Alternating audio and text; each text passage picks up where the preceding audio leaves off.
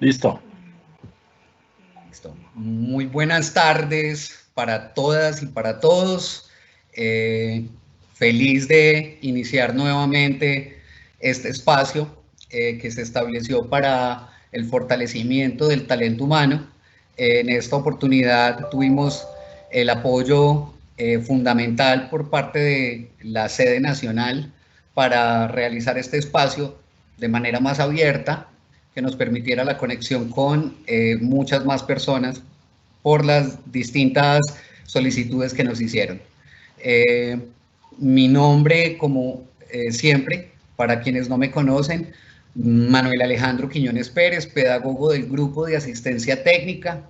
Desde la Regional Caldas es indispensable que estos espacios de fortalecimiento del talento humano se brinden y que ustedes que han respondido de manera tan asertiva se vinculen de lleno en estos procesos. Los establecemos de manera voluntaria, como siempre. Sin embargo, hemos recibido una respuesta increíble y por lo mismo se planteó un espacio de estos. Sabemos que no podemos tener acceso, ustedes como participantes no pueden tener acceso a micrófono y a cámara.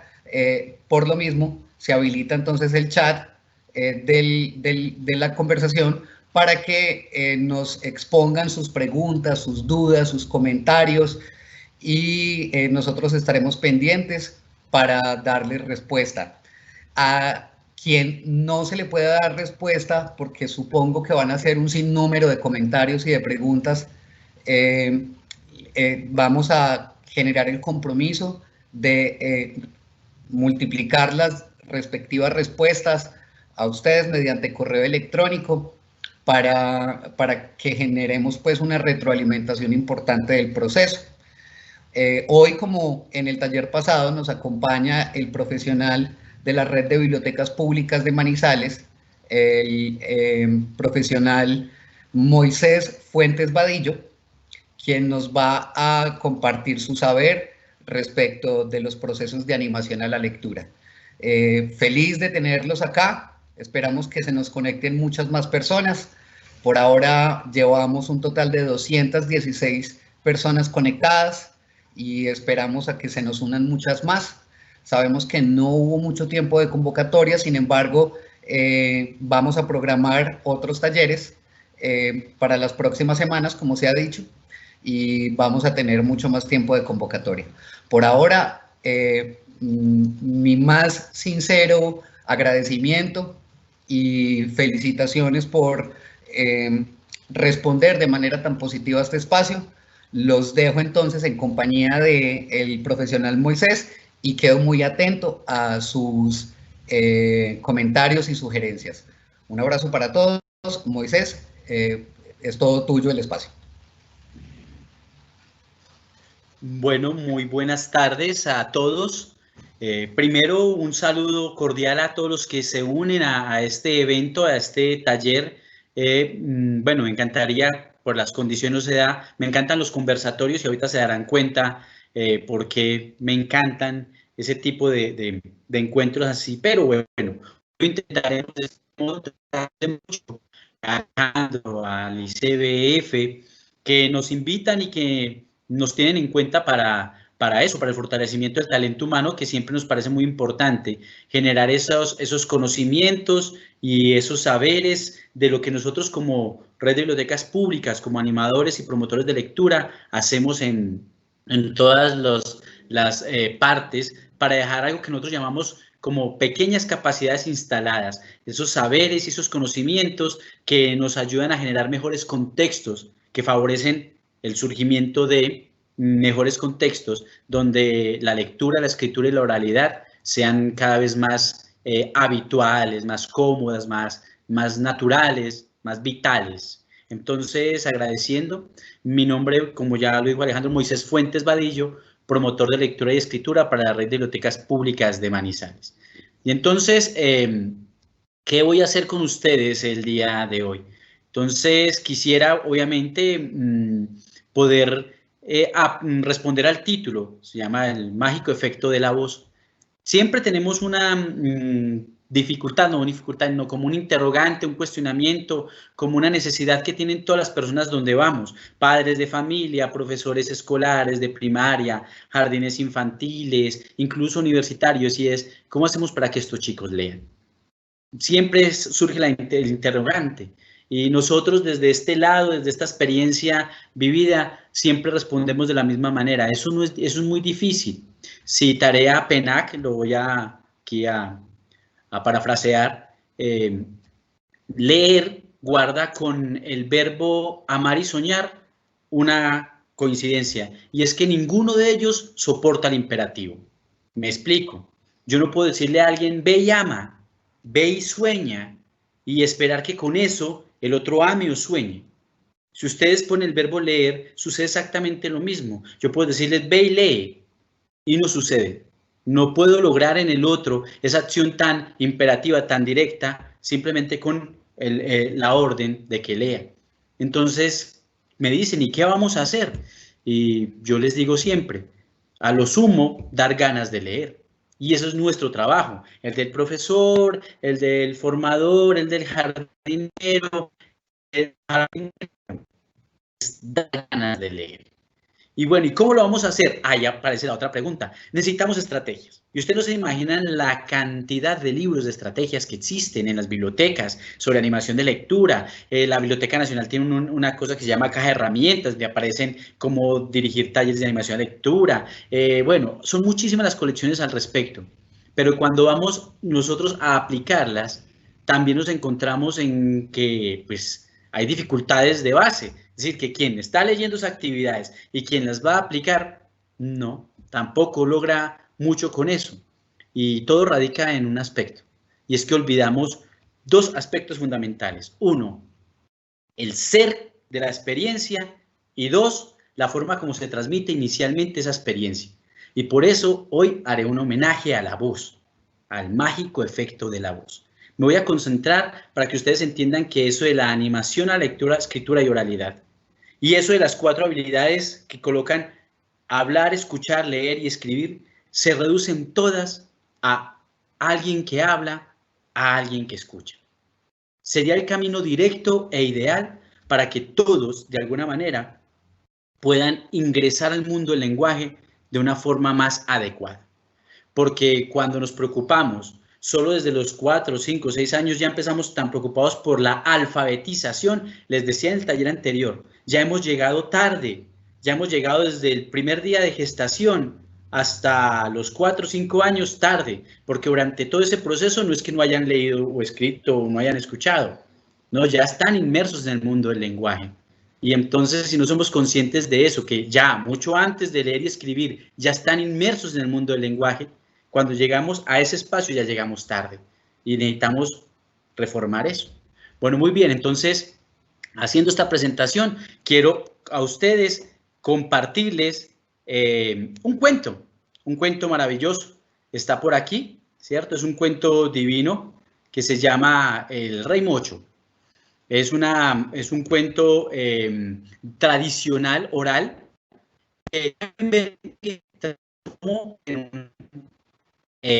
un escrito, como han sucedido con casi todas nuestros procesos culturales. Es decir, la aparición de la escritura fue la posibilidad de dejar plasmada aquello que la memoria solo guardaba y que ahora muchos pueden compartir. Entonces, El Rey Mocho, de Carmen Berenguer. Voy a disponer a leerles el cuento para ustedes. En un pequeño pueblo vivía un rey a quien le faltaba una oreja. Pero nadie lo sabía, siempre tenía puesta su larga peluca de rizos negros. La única persona que conocía su secreto era el viejo barbero de palacio que debía cortarle el cabello una vez al mes. Entonces se encerraba con él en la torre más alta del castillo. Un día el viejo barbero se enfermó. 2 semanas después murió y el rey no tenía quien le cortara el cabello. Pasaron 2, 3 días, 2, 3 semanas, y ya las greñas comenzaban a asomar por debajo de la peluca. El rey comprendió entonces que debía buscar un nuevo barbero. bajó a la plaza en día de mercado y pegó un cartel en el tarantín donde vendían los mangos más sabrosos. Y el letrero decía: el rey busca barbero joven, hábil y discreto. Y ustedes entenderán por qué esas tres condiciones. Esa noche llegó al palacio un joven barbero y cuando comenzó a cortar el pelo descubrió que el rey era mocho de una oreja. Si lo cuentas, dijo el rey con mucha seriedad, te mando a matar. El nuevo barbero salió del palacio con ese gran secreto. El rey es mocho, pensaba, y no puedo decírselo a nadie, es un secreto entre el rey y yo. Pero no podía dejar de pensar en el secreto y tenía ganas de contárselo a todos sus amigos. Cuando sintió que el secreto ya iba a estallarle por dentro, corrió a la montaña y abrió un hueco y gritó durísimo: ¡el rey es mocho! Tapó el hueco con tierra y así enterró el secreto. Por fin se sintió tranquilo y bajó al pueblo. Pasó el tiempo y en ese lugar creció una linda mata de caña. Un muchacho que cuidaba cabras pasó por allí y cortó una caña para hacerse una flauta. Cuando estuvo lista la sopló y la flauta cantó: el rey es mocho, no tiene oreja, por eso usa peluca vieja. El muchacho estaba feliz con esa flauta que cantaba con solo soplarla. Cortó varias cañas, preparó otras flautas y bajó al pueblo a venderlas. Y cada flauta al soplarla cantaba: el rey es mocho, no tiene oreja, por eso usa peluca vieja. Y todo el pueblo se enteró de que al rey le faltaba una oreja. El rey se puso muy rojo y muy bravo, subió a la torre del castillo y se encerró un largo rato. Pensó, pensó, pensó. Luego bajó, se quitó la peluca y dijo: la verdad es que las pelucas dan mucho calor. Y solo se la volvió a poner en carnaval. Y colorín colorado, este cuento del rey mocho ha acabado. Muy bien. Entonces, vamos a aprovechar como esta introducción, este cuento, para que puntualicemos algunos aspectos. Uno, la voz, la oralidad, es nuestro primer instrumento, nuestra primera herramienta, es nuestra primera estrategia, es nuestro primer proyecto.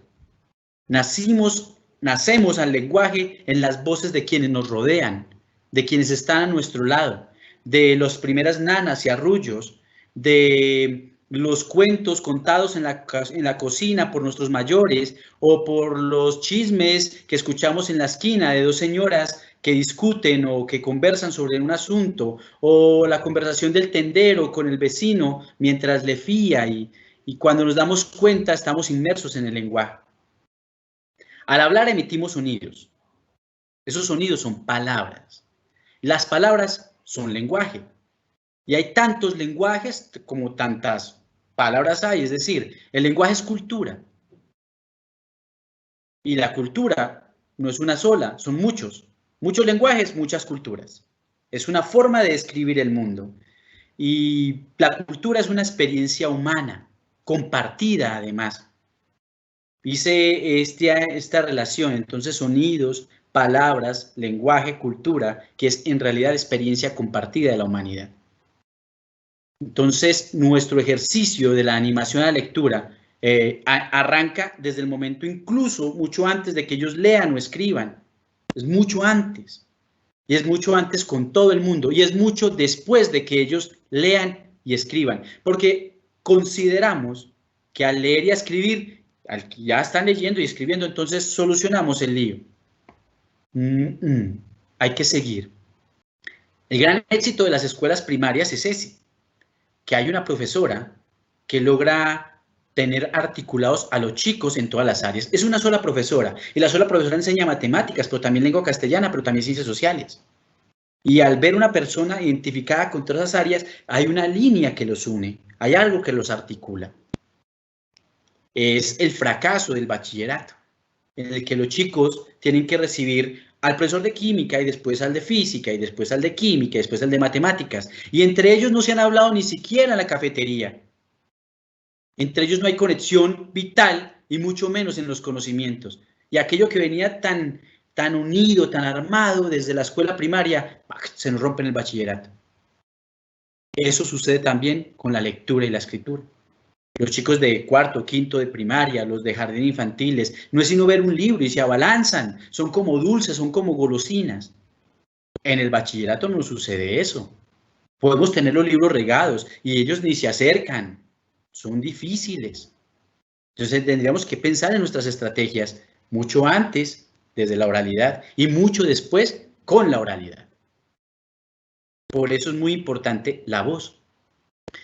Porque, bueno, yo he venido hablando de algunas cosas. Quiero, ahorita que estaba aquí, voy a leerles un pequeño texto. Es muy pequeño. Escuchar o leer cuentos influye notablemente en la mente de los individuos. Y no importa la edad que se tenga o el nivel de estudios o cualquier otra característica que nos distinga de los demás.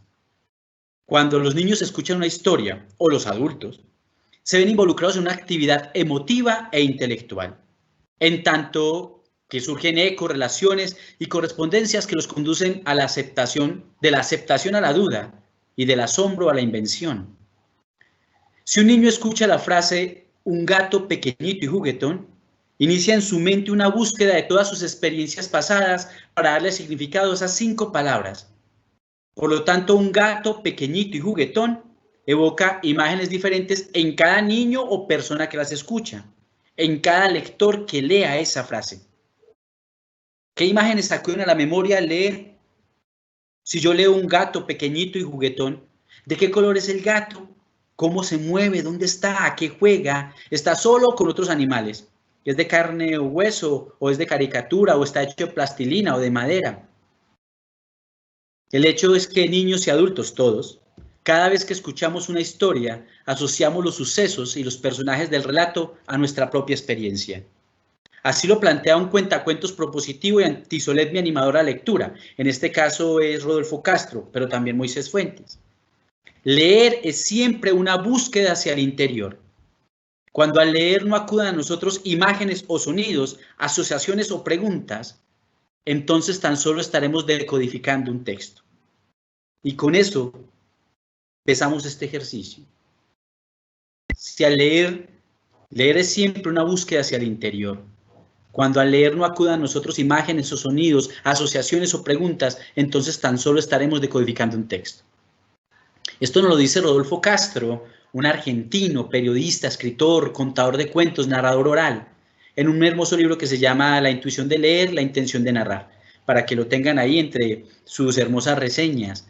Y bueno, y lo más importante de todo es que lo que se dice, siempre lo que se dice, la palabra que se dice, tiene funciones y todos las conocemos. Lo que pasa es que lo obviamos, hablamos tanto y todos los días que se nos olvida que hablar es importante. Un profesor cree que solo está enseñando, por ejemplo, profesor de ciencias naturales, solo cree que está enseñando cuando está frente al tablero dictando sus contenidos. Él no sabe que ya, cuando entró esa mañana al colegio, cuando saludó, como saludó a la chica al pedir el tinto, como trata a la chica de servicios generales al hacer el aseo, como trata a los estudiantes, como pide el favor, él no se ha enterado o lo olvidó que ya está enseñando. Todo eso hace parte del proceso. Claro, eso nos llena a nosotros de unas angustias, entonces yo tengo que estar preocupado todo el tiempo de mis lenguajes y ahí está el asunto. Sí, ahí está el asunto. Con Luisa Fernanda, la coordinadora de radiotecas, hemos tenido esta discusión muchas veces. Las músicas, por ejemplo, en las fiestas infantiles. Ah, pero es que ustedes sí se ponen muy drásticos y muy rayados con eso. ¿Qué tiene que ver? Es solo por divertirnos. Si fuera tan simple, que la música solo suena para divertirnos, pero la música también transforma nuestras conductas y nuestros cerebros. Los transforma. Voy a dar dos aspectos importantes para que lo tengan en cuenta. Este libro, La magia de leer, que para mí es una Biblia, lo escribió José Antonio Marine y María Valgoma, nos trae una anécdota, se las voy a leer, es una anécdota muy corta, pero para que ustedes entiendan cómo funciona el lenguaje y cómo modifica nuestras estructuras de pensamiento. El lenguaje es una herramienta que nos permite controlar nuestra conducta, es el fundamento de la libertad. Los neurólogos saben que los niños impulsivos que tienen dificultades para controlar su comportamiento suelen tener alguna carencia lingüística. De hecho, suelen faltarles el habla interior, que actúa como mediadora entre el impulso y la acción. Por ello, Meirsbaum elaboró una técnica para disminuir la impulsividad infantil, que consiste en reeducar el lenguaje interior del niño. Dentro de la técnica, lo más importante es reelaborar las palabras con las que se refiere al mundo. Después lo llamaron PNL. Como por ejemplo, de la profundidad con que el lenguaje transforma las estructuras de la conducta, vamos a contar una impresionante y prodigiosa historia. Durante siglos se pensó que los niños sordos, mudos y ciegos eran también locos furiosos, porque padecían ataques de furia incontrolable. Una de estas pobres criaturas, una niña llamada Marie Heurtin, fue depositada en un convento de monjas, donde Sor Margarita, una monja perspicaz y paciente, se empeñó en enseñarle el significado de los signos. Cuando la niña comprendió que al hacer un gesto determinado podía expresar sus deseos y era comprendida, se produjo un milagroso cambio en todo su dinamismo mental. Pudo, entre otras cosas, controlar su propio comportamiento. Se acabaron los ataques de furia, que no eran otra cosa que la desesperación frenética de no poder comunicarse ni con los demás ni con ella misma. Les dejo esta anécdota. ¿Por qué para nosotros es tan importante la oralidad? Y desde ahí arranca toda la animación y promoción de la lectura y escritura. ¿Por qué es tan importante? Porque modifica nuestras estructuras mentales. Voy a colocar un ejemplo muy simple. Van a imaginar dos papás. Uno a mi lado derecho y uno al lado izquierdo. Van a imaginar dos adolescentes, uno a mi lado derecho con este papá y otro al lado izquierdo con este papá. Los papás en este momento tienen una crisis de algún tipo, económica, bueno, algo que les ha sucedido. Y los muchachos se van a dedicar a consolarlos. Entonces el chico de la derecha, este adolescente, se acerca a su papá y le dice: padre, tranquilícese, vea, respire profundo, vamos a pensar mejor la situación, esto tiene salida, lo solucionaremos. Lo consoló, lo que haría un hijo con su padre, normal. Vamos a pensar en el chico de la izquierda, su papá de la izquierda. El papá está en la misma crisis. Lo que pasa es que este chico simplemente suelta la siguiente expresión, le dice: uy, Cucho, cójala con su avena. Inmediatamente el ejercicio no lo hago yo, sino que lo hacen ustedes. ¿Cómo se viste el chico de la derecha? ¿Dónde va? ¿Qué hábitos tiene? ¿Qué costumbres? ¿Cómo pasa su tiempo? ¿Cómo se viste el chico de la izquierda? ¿Dónde puede vivir? ¿Qué hace? Y es un ejercicio inevitable mental. Porque cuando yo expreso algo, yo no solo expreso palabras secas, simples, no es solo el ejercicio referencial del lenguaje que dice cosas. No, cuando yo hablo, le estoy diciendo al otro en qué mundo vivo. Y nosotros como formadores, cada vez que hablamos, le decimos a los que nos escuchan, estudiantes, familiares, esposa, hijos, en qué mundo vivimos. Porque son nuestras palabras lo que lo determinan. Es tan simple como eso y es tan complicado como eso. Ser conscientes del lenguaje. Es una tarea cotidiana de cómo expreso mis palabras frente a los otros. Tenemos dificultades con los chicos todos los días, en primaria y en el bachillerato. Ellos se levantan de la silla, se acercan y le dicen: pro, mira el baño. Ni siquiera termina la palabra profesor. Es un ejercicio lingüístico que se ha venido generalizando. No terminamos nuestras palabras, nuestras expresiones. Yo a ratos en mis talleres de animación a lectura los pongo en aprietos. Yo me voy y les digo, sí, yo voy a bajar ir al baño, pero por favor me elabora un poquitico más la petición. Entonces al decirme, ¿qué quiere que le diga? Por eso yo, que se acerque a mí con otras palabras, se diga, estimado profesor o estimado docente, ¿sería usted tan amable de permitirme retirarme un instante al baño a hacer mi necesidad? Alguna cosa más elaborada, que los chicos empiecen a utilizar más palabras de las que habitualmente utilizan. Sería muy, muy importante. ¿Y por qué el efecto mágico de la voz? Por muchas razones. Cuando los chicos no leyentes, ¿cierto? No escribientes, o por alguna otra dificultad, ¿cierto? Escuchan una historia, les sucede lo mismo de aquellos que son buenos lectores y leen la historia. Porque también tengo para decirles, si yo soy mal lector, no importa cuántas veces lea la historia, no soy capaz de leerla bien, si yo también soy mal lector. Es decir, eso también se enseña. ¿Y quién enseña a leer? Pues el que tiene la experiencia lectora, el que a viva voz pueda enseñar cómo se dicen las palabras, cómo se dice el lenguaje, ¿cierto? Entonces voy a proponerles, voy a compartirles nuevamente una presentación que tengo aquí para irla leyendo e ir con ustedes desarrollando algunas ideas generales de lo que hace la voz y lo que significa leer para otros. Voy a compartir mi escritorio. Voy a compartir mi escritorio y voy a poner esta pequeña presentación por acá.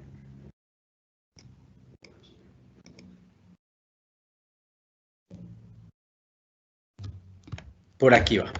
Ya lo estoy compartiendo. Está un poquito lento mi computador. Tampoco es de los más finos ni mejores, pero ahí vamos. Listo. Muy bien. Entonces dice el efecto mágico de la voz. En la sesión de lectura en voz alta, el protagonista debe ser el texto, no el lector. Un buen lector en voz alta es capaz de expresar todas las bondades del texto, el ritmo, sentido, tono, humor, dramatismo, intimidad, capaz de transmitir la riqueza que atesora el texto leído en voz alta sin hacerse notar. Esta primera advertencia que se hace en este punto es muy importante porque cuando nosotros contamos una historia, bueno, voy a darles otra referencia de esas tantas que nosotros utilizamos como plataforma para nuestros discursos. Hace muchísimos años, cuando yo era estudiante de licenciatura en Filosofía y Letras, leí un libro que se llama 12 formas básicas de enseñar, de un psicopedagogo, Hans Aebli, alemán él. Y de las 12 formas básicas de enseñar, hay una, la primera. Y a que no hay en ustedes cuál es la primera forma básica de enseñar, que todo formador o todo docente debería de ser reflexivo y consciente permanentemente de ella. Narrar y referir. La voz. Entonces, por eso es que es tan importante volver a ser contadores de historias, contar el cuento, contar las historias.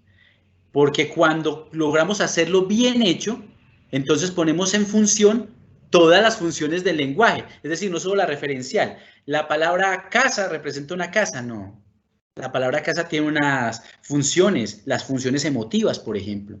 Cuando yo me centro en las emociones de las palabras que estoy diciendo, pero también tiene las funciones apelativas. Cuando yo, por ejemplo, ya no digo algo para provocar en el otro, en el que me está oyendo, alguna sensación o alguna emoción. Esa función es muy importante para un lector a viva voz, la función apelativa, porque también existe la función fáctica, es decir, la de transmitir algo puntual y que no dé como pie a interpretaciones. No solo las funciones de la función referencial o denotativa, sino también, ya como les he dicho, las emotivas y ese tipo de funciones del lenguaje, todas deben funcionar en una lectura a viva voz. Y entonces, ¿qué hace un lector a viva voz? O un contador de cuentos a viva voz. Es lo mismo. Me van a discutir eso, claro, yo lo sé. Sin embargo, narrar, decir, inferir, contar, bueno, ya le dije leer, contar, narrar, decir, referir. Todo lo que tenga que ver con la voz es muy importante que lo preparemos. Debemos aprender a dirigirnos siempre a un público y aquí es un trabajo de formadores, crecer en esto, muy importante, crecer en la forma como organizamos en el pensamiento las palabras que salen por nuestra boca.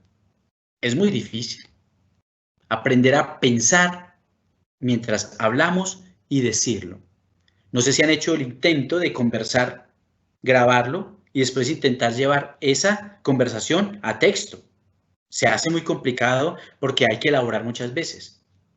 Pero si logramos nosotros un ejercicio cotidiano con el lenguaje, poniendo nuestras palabras, de cierta manera cuando estoy hablando, también coloco los puntos y comas y las comas y los puntos aparte y pongo los signos de admiración y los signos de interrogación. O sea, cuando estoy hablando también se deben sentir. De esa manera es que logramos transformar en el otro, movilizar en el otro, con nuestra voz o con nuestra lectura o con nuestro texto, cosas. Si no, recuerden la primera expresión que leímos de Rodolfo Castro, solo estaríamos decodificando textos únicamente, signos únicamente. Entonces, ¿qué pautas hay que tener en cuenta? Pues aquí habla de libros, sin embargo, yo se los puedo transformar a otras cosas. Dice, seleccione libros para lectura en voz alta que sean de su agrado y que usted disfrute. Muy bien. Nadie puede darle ganas de leer al otro si ese alguien que está intentando dar ganas de leer no es genuino, si no se le notan esas ganas. Si a mí no me gusta leer, yo voy a intentar proponer o motivar o incidir en el otro y con qué entusiasmo, como con qué genuinidad voy a hacerlo. No, a mí me debe gustar leer. Y puede que yo haya perdido práctica y cosas como esas. Entonces tengo que recuperar sobre eso algo. Tengo que generar un hábito, tengo que volver a encontrar el gusto. Y más nosotros que somos conscientes de muchas cosas, hay que generar ese gusto. Y en principio, ¿qué vas a leer? Pues lee lo que más te gusta. Efectivamente, es una regla. Yo no voy a leer un libro que no me gusta, porque se me va a notar en la voz, en la postura, que no me gusta. En cambio, cuando leo algo que sí me gusta, me sale natural. Es como el amor. Es como... Por esa razón es que siempre discutimos siempre con los clásicos. El libro puede ser muy bueno, pero si a mí no me gusta, eso no nos va a dar. Al seleccionar lecturas, no abrume. Tenga en cuenta la capacidad intelectual, social y emocional de su auditorio. Las narraciones o los cuentos no deben abrumar. Es decir, cuando yo leo a viva voz, no es mi experiencia, o sea, no es mi conocimiento el que está en juego. Solo mi experiencia para ayudarle al otro a poner atención en aquellos puntos importantes, para poder rescatar las emociones más importantes del texto. Pero lo del conocimiento no es que porque Murakami es importantísimo, entonces todos deberían leer Murakami, entonces leamos a Murakami. No. Podemos volver a leer, no sé, La Caperucita Roja, o podemos leer nuevamente a Rafael Pombo y arrancar desde ahí con cualquier público, no solo con niños, no solo con primera infancia, con cualquier público. Lea previamente el libro, cuantas veces crea que sea necesario. Y esto es muy importante, porque hay que encontrar las pautas. Les hice la primera lectura a viva voz. El libro en ningún momento tiene una nota al margen que dice, en el momento debes colocar tus manos sobre la boca y hacer un grito y decir, el rey es mocho, y gritarlo. No, la imagen me muestra algo y yo empecé a elaborarlo para que me saliera eso. Y más adelante está el texto que yo canto, pero no hay una nota al pie que diga, en este momento debes cantar ese texto. No, eso se le va ocurriendo al lector que sabe que hay una emoción o que hay una sensación en ese pedacito y aprovechamos ese momentico para hacer clic con el texto. Muy importante. Ubíquese cómodamente para que haya una buena difusión de su voz y se disponga para que los asistentes le escuchen. Muy importante y es preparar la voz, el cuerpo y la mirada. Conectar con los ojos. Eso es importante. Cuando estés leyendo, debes ser muy bueno leyendo. De tal manera que eres tan bueno leyendo que eres capaz de leer y mirar a los otros. Eso es ser muy bueno leyendo. Esa anticipación textual se llama técnicamente anticipación textual, hay que trabajarla. Es decir, que mi mirada pueda ir palabras más adelante, no sé cuántas, hay unos que tienen anticipaciones textuales extensísimas y pueden leer el párrafo y seguirlo mencionando y diciéndolo mientras miran al otro, de tal manera que cuando buscan el texto, todo se les hace más natural. Estas son como pautas antes de una sesión de lectura. Durante la sesión de lectura se las voy a resumir, no les voy a, porque esto igual podríamos compartirlo al que quisiera, yo se los voy dejando con Alejandro o con los compañeros que están moderando la sesión para que ustedes puedan acceder a estos tics. Además, están sacados de la caja de herramientas de la Biblioteca Nacional. Entonces, allá pueden subir y hay otros libros. Por ejemplo, el Manual de Lectura en Voz Alta de Jean Trelez, que ha llegado en las colecciones Semilla a muchas de las escuelas, colegios y jardines, y ese libro también tiene muchas de estas pautas. Presente el libro, siempre presente el libro. Hable sobre el autor, sobre su obra, sobre su biografía, es decir, dele un tiempo, dele un espacio, dele un lugar a lo que está contando, o a lo que esté leyendo, o a lo que vaya a cantar, bueno, no importa. Converse previamente sobre esas primeras impresiones que genera el libro, esa primera impresión, ese color o esa carátula. Aquí dice, mire al auditorio mientras lee, muy importante mantener esa conexión visual. Leer despacio. Leer despacio es muy importante. Se puso algún tiempo de moda la lectura rápida, pero es una trampa, porque yo puedo leer muchos, claro, hay mucho que leer y hacerlo rápido.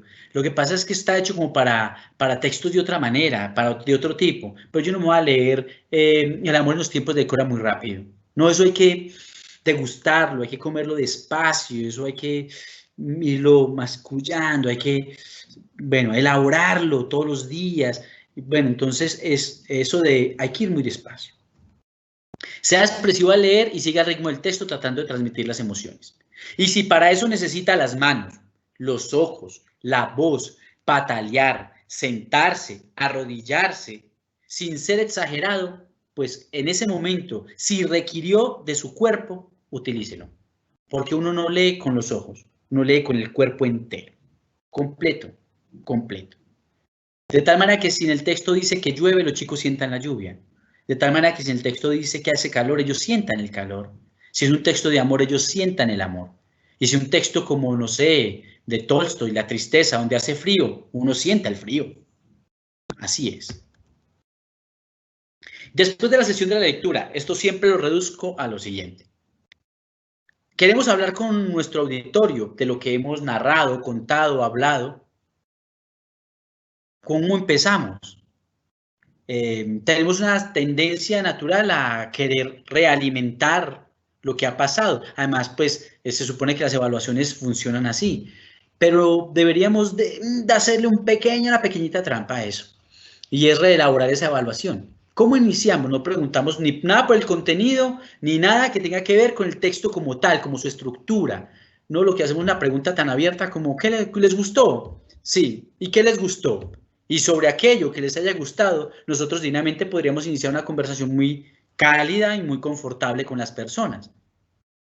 Y si somos pilosos, se darán cuenta que elaboradas esas reflexiones de los participantes, tenemos una evaluación y tenemos una realimentación de lo que importó o no de la lectura o de lo que yo estaba contando o diciendo. Y bueno, básicamente esta frasecita de Jean-Paul Sartre: un hombre es siempre un cuentacuentos, vive rodeado de sus historias y las historias de los demás, de todo lo que ocurre a través de ellas, e intenta vivir su vida como si estuviera contando un cuento. Y es esto para que no lo terminemos, para que no olvidemos nosotros que es exactamente lo que debemos mantener siempre conscientes. En esto de la lenguaje, de leer, escuchar, hablar, leer, escribir, de la animación a lectura, oralidad y escritura, siempre tenemos que ser conscientes de que somos lenguaje, que estamos ahí en el mundo, compartiéndonos, contándonos todo el tiempo, diciéndonos todo el tiempo. Y bueno, La estrategia fundamental, la oralidad. ¿Cuál oralidad? La nuestra, la de ustedes, ser conscientes puntualmente de ese tipo de elementos, porque vamos a seguir llegando tarde si creemos que los chicos ingresan al mundo del lenguaje cuando están leyendo o escribiendo. Y ya llegamos tarde. Desde mucho antes, vengo insistiendo, los chicos ya están en el lenguaje. ¿Cuáles? Los nuestros, los de todos los días. Estrategia fundamental, la oralidad. Y para eso, ¿qué necesito? El mágico efecto de la voz. Una voz que me cuente una historia, que me haga sentir una sensación, que me determine una emoción, que me ayude a ser compasivo, como dice en El olvido que seremos, Héctor A. Faciolince. Si de algo sirven los libros, la literatura como tal, es que nos hace compasivos. Es decir, esa capacidad que tienen de hacernos sentir en carne propia lo que otros sienten o viven. Es muy importante eso. Bueno, no quiero que se vaya acabando este especie como de taller o conferencia, no sé qué, no sé, algunos quieran ayudarme con algunas preguntas. Aquí tenemos algunos moderadores para ver si puedo responder algunas inquietudes o hay algunos comentarios en el chat. Entonces, no sé si han ido dejando algunas preguntas o quieren hacer alguna pregunta o algún comentario en el chat y que yo pueda aquí, porque obviamente yo estoy compartiendo mi video y mi audio, ustedes no lo hacen, y yo pueda reflexionar un poco también respecto a sus preguntas, cuestionamientos, comentarios. Entonces, voy a dar unos minuticos, un par de minutos a ver si recibo alguna de las preguntas.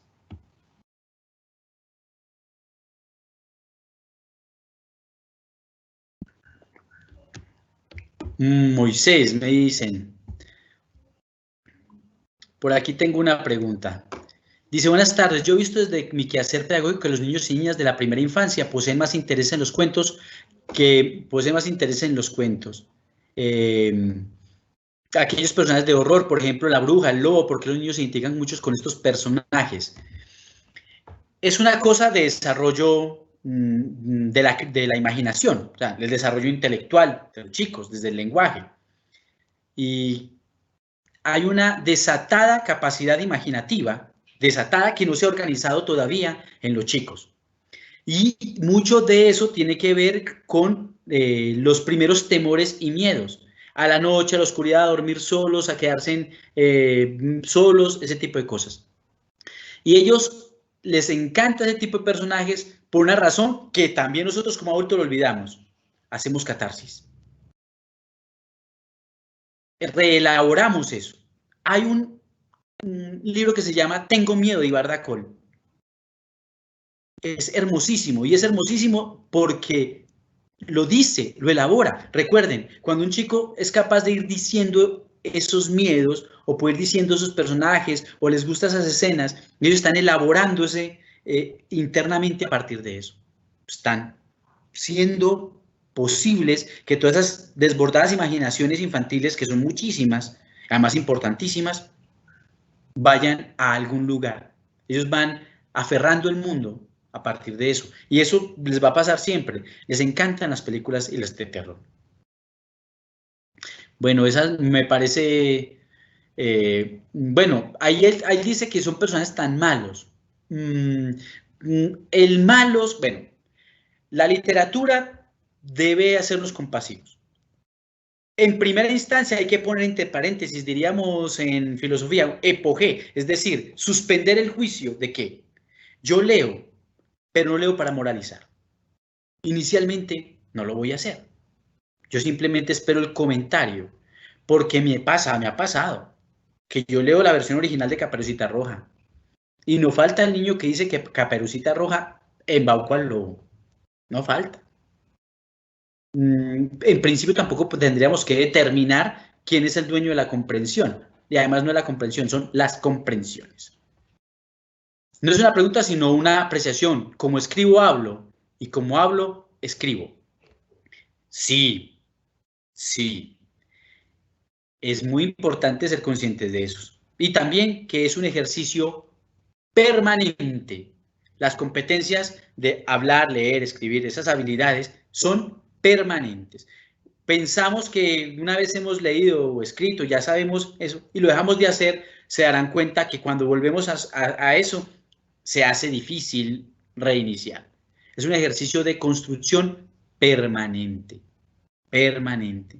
De tal manera que como escribo, hablo, como hablo, escribo. ¿Y de qué hablo? De lo que leo. Porque no es solo mi experiencia personal, les he dicho, las experiencias lectoras son muy importantes para determinarle el mundo. Fernando Savater, en un libro que se llama El valor de educar, nos dice lo siguiente, hermosísimo. Cuando yo estoy frente a unos niños, yo soy responsable del mundo ante esos niños. Y de esos niños ante el mundo. Es de doble ida y vuelta. Eso no es tan fácil. Tengo una doble responsabilidad. Y entonces yo tengo que poner mi experiencia a flote, la que se supone sirva para que ellos vayan allá, ¿cierto? Para que ellos generen sus propias experiencias, puedan relacionar con sus mundos, que no son los mundos míos tampoco. Se supone que tengo muchísimos más años que los niños, entonces ellos van a elaborar sus reflexiones a partir de sus experiencias personales. Eso tenemos que comprender todo el tiempo. Les iba a decir algo que ahorita que mencioné a Savater. Bueno, ¿para qué sirven? Bueno, entonces resulta que yo estoy leyendo un cuento cualquiera y en esa lectura del cuento suceden cosas.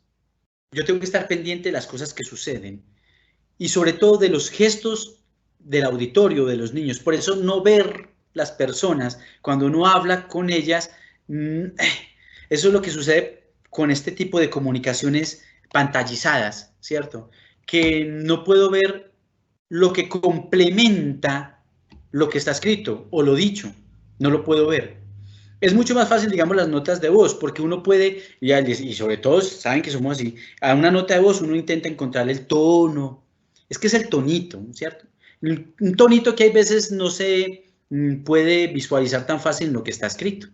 Entonces, la idea es que cuando estamos leyendo, prestarle muchísima atención a los auditorios, a las emociones, a los rostros, a los gestos que hacen en determinados momentos, porque eso nos indica a nosotros mucho de hacia dónde va nuestra lectura, cuáles son las impresiones internas que están causando esos textos. Es muy, muy, muy importante eso. No sé si tengamos por aquí más comentarios, voy a mirar a ver si aquí mis compañeros me van dando. Ya.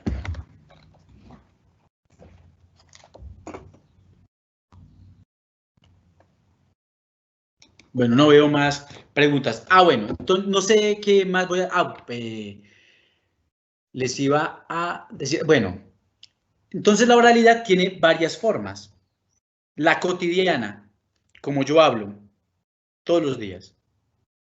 Pero creemos que una cosa es como yo hablo en mi casa, otra como yo como hombre, por ejemplo, porque las mujeres tienen otros espacios de socialización. Yo como hombre hablo en el billar y yo como hombre hablo y yo como profesor hablo en el aula. Sí, puede ser. Sin embargo, ese lenguaje, recuerdan, estructura mi pensamiento e incluso el pensamiento estructura toda mi forma. Si ustedes ven, las personas al final tienden a parecerse a sus lenguajes, en la forma como caminan, en la forma como se visten, lo que comen, a los lugares que asisten.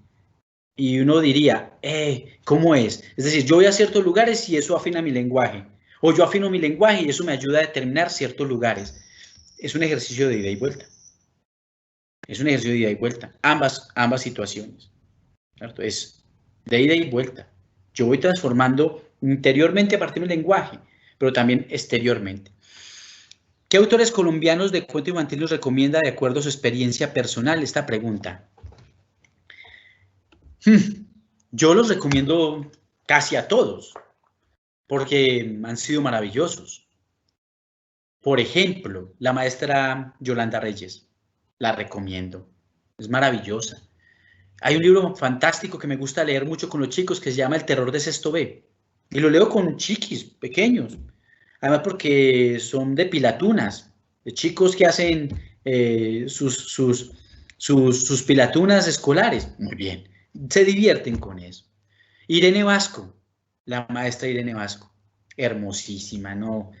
Es una escritora para leerle todos los libros. Letras al carbón, búsquense en ese libro. Letras al carbón, busquen esa historia, es un cuento maravilloso. Ibarra Col es maravilloso, ya se lo había mencionado ahorita con Tengo miedo, ese libro de miedos infantiles a la noche. Hay otro, no fui yo, es un cuento maravilloso que también utilizo muchísimo en mis talleres. Puedo también pensar en otros. Jairo Aníbal Niño. Que no se me olvide Jairo Aníbal Niño, sería un pecado, porque yo soy promotor de lectura y escritura gracias a Jairo Aníbal Niño hace ya muchísimos años, 25 años atrás, porque Jairo Aníbal Niño es, creo, el más grande. Colombia, con unos libros maravillosos, cuentos maravillosos, una forma hermosísima, es un inventor de universos. Pilar Lozano es genial. Genial. Y no solo con literatura, también con textos informativos. Increíble. Pilar Lozano tiene textos informativos interesantísimos, es decir, para enseñar geografía o para enseñar astronomía. Textos maravillosos. Pilar Lozano es buenísima. En estos días yo leí uno que se llama Triunfo Arciniegas. Triunfo Arciniegas también tiene una serie de libros maravillosos que podríamos retomar y que no se nos vayan de aquí los clásicos, que no se nos olvide Rafael Pombo, que no se nos olvide las canciones infantiles, los arrullos, las nanas, toda la tradición oral, sobre todo la tradición oral muy especificada de las tierras. No es la misma la tradición oral andina colombiana que la tradición oral llanera o la del Pacífico o la del Atlántico, pero todas esas tradiciones orales son fundamentales en los primeros años de vida, son fundamentales. Vamos a ver qué me dicen por aquí. Dice, es muy importante que los niños tengan contacto con los libros, es el primer acercamiento a la lectura y ellos hacen sus propias lecturas de forma natural. Claro, y además no es difícil. Ustedes llevan libros donde los niños y los niños corren por ellos. Aquí nosotros tenemos una propuesta, siempre tenemos una propuesta y es la siguiente. ¿Cómo encarar la animación con diferentes públicos? Con primera infancia y niños, arranquen con los libros. Allá, puestos, allá. Con adolescentes y jóvenes, no arranquen con los libros. Les han cogido pereza. A un grupo de 35 ustedes dicen, levanten la mano los que les gusta leer, levanten la mano 2 o 3. Los demás están ahí obligados. No van a querer. Entonces no se arranca con el libro. Hay que armar un proceso que desemboque en el libro, o en el cuento que voy a leer, o en el poema que voy a proponer, o en la historia que voy a narrar. Al revés. Con adultos y adultos mayores, la oralidad.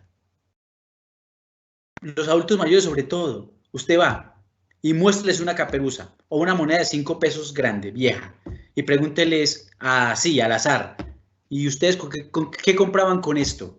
Y verás si ustedes no se arman un conversatorio, pero maravilloso, con los adultos y adultos mayores. Una moneda grande esas de 5 pesos que tenía como una torre. Y solo vaya, con una moneda de esas pongan en la mesa a un grupo de adultos mayores y digan, ¿ustedes qué compraban con eso? Y me dicen si no conversan, si no sale un taller precioso. Y si ustedes ponen unos niños al lado de sus adultos mayores a que escuchen esa narración o esas cuentas o esas cosas que contaban con unos 5 pesos, ya hicimos un intercambio, pues un encuentro intergeneracional y estamos trasladando la experiencia vital de unos a otros. Fácil. Por aquí dice, excelente taller. El cuento Vamos a cazar un oso me emociona mucho la lectura. Quisiera saber si es adecuada para niños de 4 años. Para niños de 2 años, de 4 años, de 8 años, de 20 años. Yo he puesto a papás en escuelas de padres a leer el libro y de pie con sus cuerpos a simular incluso los sonidos mientras pasan el fango, mientras van por el glup, glup, glup, glup del agua, mientras el clic, clic, clic de las gotas de la caverna, todo. los libros regularmente vienen recomendados aquí abajo, dice de 2 a 4 años, de 4 a 6 años. Les he dicho, no se amarren tanto a eso, porque ustedes disfrutan de esos libros. Lo mismo pasa con todo el mundo. Son un poquito más extensas, es una recomendación, pero no significa que los otros no vayan a disfrutar de eso. Dice, de acuerdo a lo que estás explicando, es adecuado narrarles a los niños y niñas de aproximadamente 5 años historias de personajes legendarios como la Llorona, el Duende, la Bruja, siempre y cuando ellos pidan que se les contemos, o sea, que surja de ellos. Les van a pedir eso siempre, a esa edad, sí, les gusta eso, lo mágico, la fantasía. Ellos todavía tienen ese chip en la cabeza. Sí, es recomendable. Es recomendable y hay modos de hacerlo sin llegar a ser tampoco tan estricto y dramático, ¿cierto? Bueno, muy bien. No sé, yo por ahora quiero dejarles estas inquietudes, las inquietudes de lo importante, la estrategia fundamental es la voz, es la oralidad, con los chicos desde la gestación, porque desde eso lo hacemos. Recuerden todas esas teorías de la gestación y de los desarrollos, ¿cierto? Desde el embrión. Entonces, la voz es importante y es mágica. Al decir palabras, recuerden, estamos diciendo el mundo, estamos dando emociones al mundo. Y pues yo quisiera dejarlos con eso. Es decir, hoy, que la reflexión para ustedes sea, bueno, me voy a sentar un rato a revisar exactamente cómo funciona eso en mí. Porque yo no solo enseño cuando estoy frente al tablero o frente a la clase, sino que estoy enseñando todo el tiempo, yo como formador. Los papás están enseñando a los chicos todo el tiempo cómo utilizar el lenguaje. La forma como los regañan, no los regañan, la forma como les piden permiso o no les piden permiso, cosas como esas. Todo el tiempo estamos enseñando ese uso cotidiano del lenguaje, que en últimas es el uso de la experiencia humana compartida. Muchísimas gracias. Yo le voy a dar paso a Alejandro para que haga el cierre del taller. Yo me imagino que si hay algunas otras preguntas, como él advirtió al principio, intentaremos de algún modo intentar responder a aquellas que nos parezcan obviamente que es necesario responder y que ustedes puedan de cierta manera también recibir de mi parte cierta reglamentación. Muchísimas gracias por su asistencia, por estar conmigo y espero encontrarme una vez más con ustedes. Eso ya lo programaremos y nos agendaremos, porque el próximo taller es sobre colecciones, sobre libros, sobre qué propuestas tenemos desde las redes de becas públicas para que ustedes utilicen y muchas veces nos quedemos con los mismos libros que tenemos o bueno, se me acaban las ideas. Entonces, será ese el próximo taller. Muchísimas gracias a todos. Le doy el paso a Alejandro.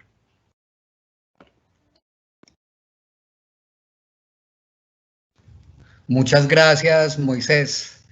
En efecto, quiero cerrar el taller planteando el agradecimiento profundo a todos los participantes. Tuvimos un total de 367 participantes, una convocatoria bastante importante. Los quiero convocar a un par de cosas. Los quiero convocar a que esta información, este taller, estos encuentros que estamos promocionando se conviertan en un espacio para que construyamos hacia adentro y lo promocionemos al interior de los hogares.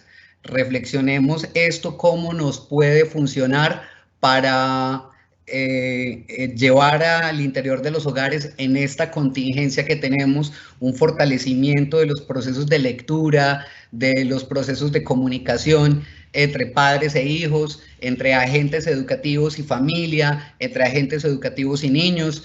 Y por último, los quiero convocar a que nos cuenten, me lo pueden escribir a mi correo electrónico, para quienes no lo tienen, mi correo electrónico es manuel.quinones, quinones con z, @icbf.gov.co. Yo lo voy a publicar ahí en el chat para que Si tienen alguna propuesta en términos de taller, de fortalecimiento, nos lo puedan escribir y miramos la posibilidad de gestionarlo.